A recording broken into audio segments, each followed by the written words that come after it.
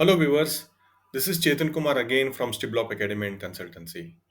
I welcome all of you to yet another session on the product design and development, which is detailed design and development. So, before going through that, let me show you the result of the preliminary design and development.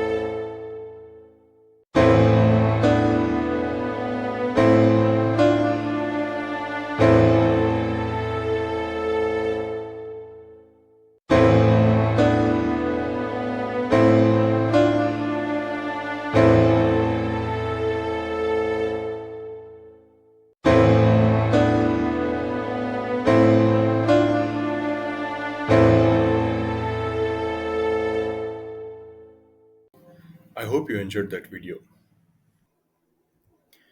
Detailed design and development. What exactly is the detailed design and development? This is that design phase that allows the stakeholders to experiment the functionality of the product, followed by takeaways of proto test results to next level of maturity of the design towards manufacturing. In simple words, this is that design phase where the product development team and all the stakeholders build the prototype and subject that for the validation. Let's see what are the learning objectives in today's session. First of all, let us know about the process. Secondly, proto build and testing. Thirdly, build requirements. And lastly, the design level of maturity. Now, let's see what is the process that is being followed in the detailed design and development. So, in this phase, the PD team starts with the receipt of the preliminary design and development data. This is that data which is already released for the proto build and the RFQ. During the input study, the PD team extracts the BOM from all the assemblies. This BOM is used for ordering of the proto parts. And during the course of activity, they will also receive the manufacturing feasibility report from the supplier. And the outcome of this report is incorporated into the design modification. Next, as I mentioned before, the PD team starts with the ordering of the proto parts. Additionally, they will also prepare all the necessary things that are required for the build.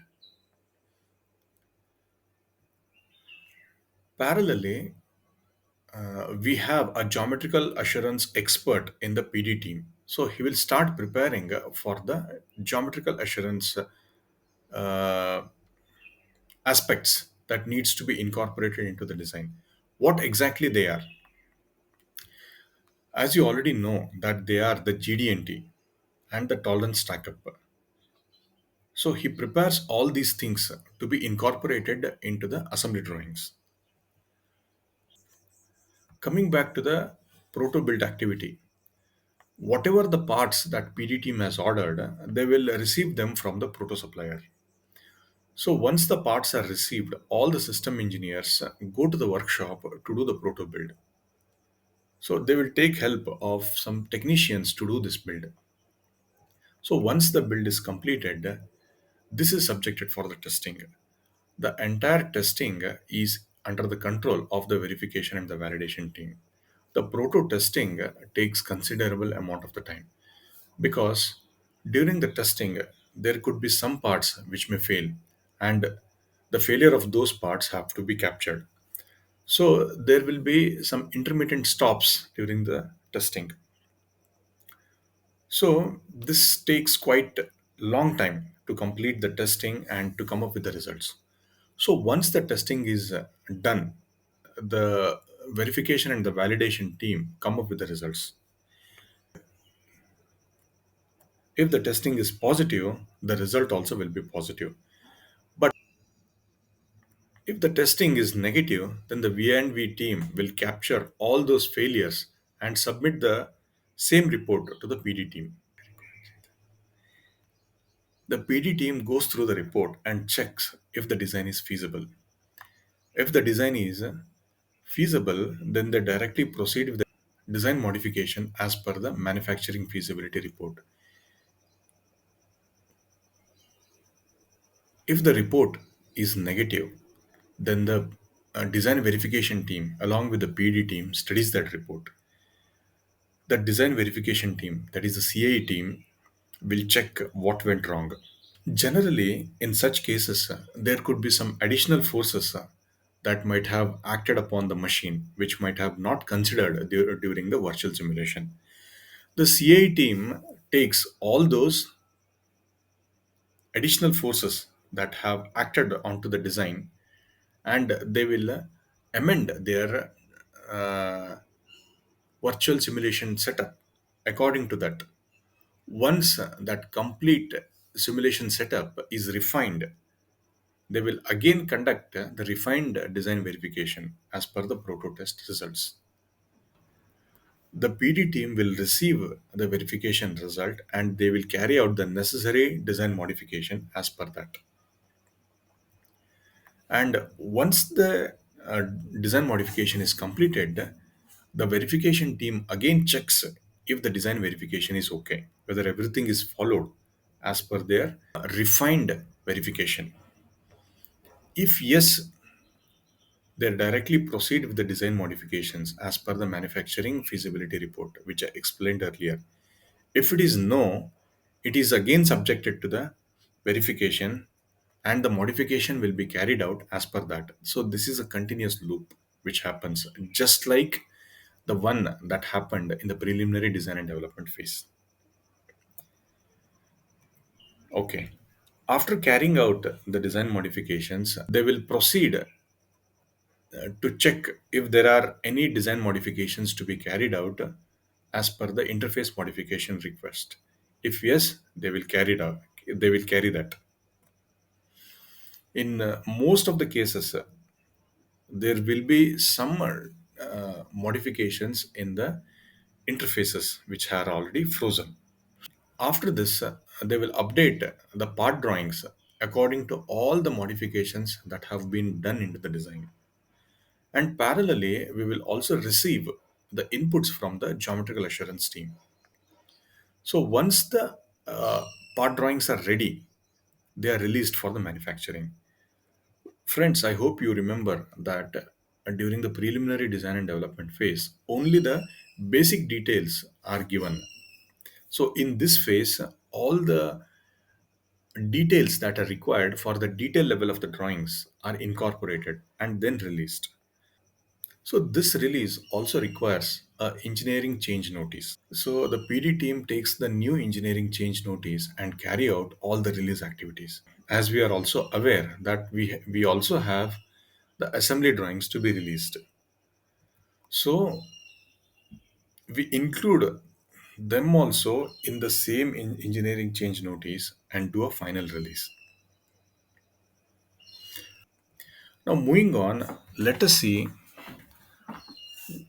what is a proto build and what is the testing that is being carried out.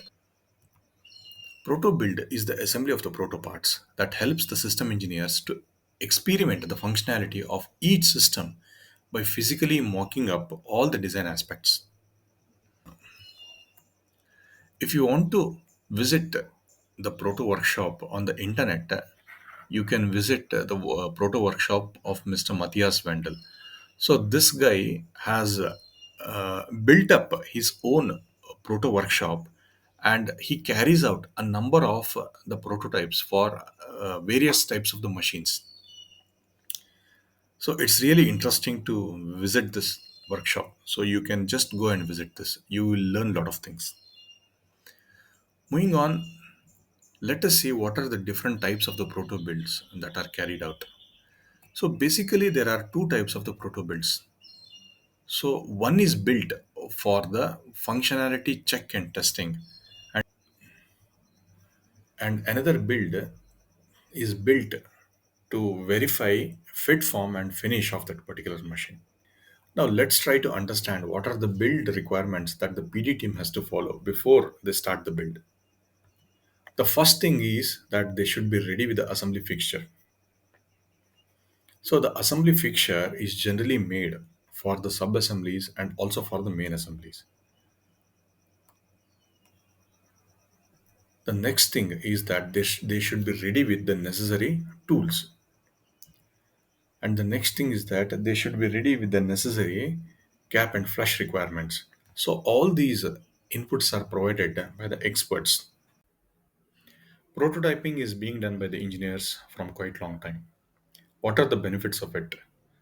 Firstly, it helps the engineers to validate the functionality of their design by checking whether their part is failing or not, or passing during the testing. This helps them to correct their parts before it reaches to the customer.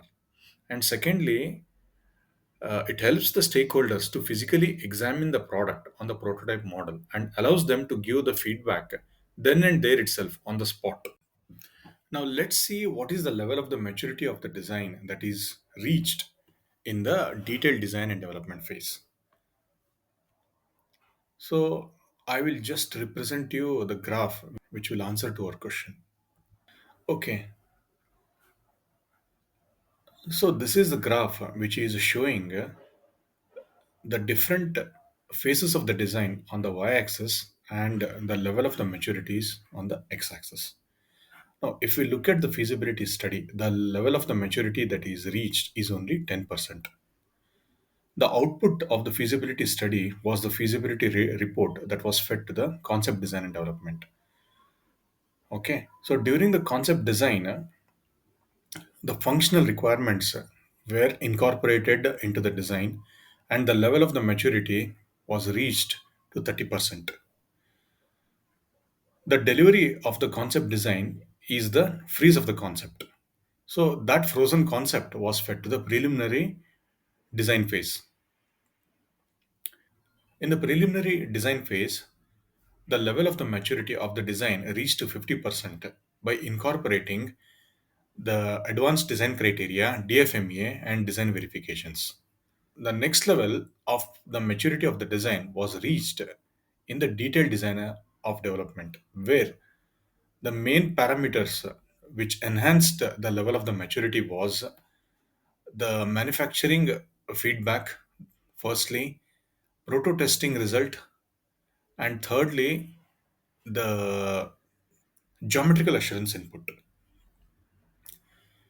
Now, the remaining level of the maturity will be reached in the final design and the production release, that is 20%. So, with this, we end the session on detailed design and development. Next, we will move on to the final design and development. Thank you for watching this video on the detailed design and development. My next video will be on the final design and development. If you have any questions or any doubts, please put them in the message box and I will answer them. See you in my next video. Thank you.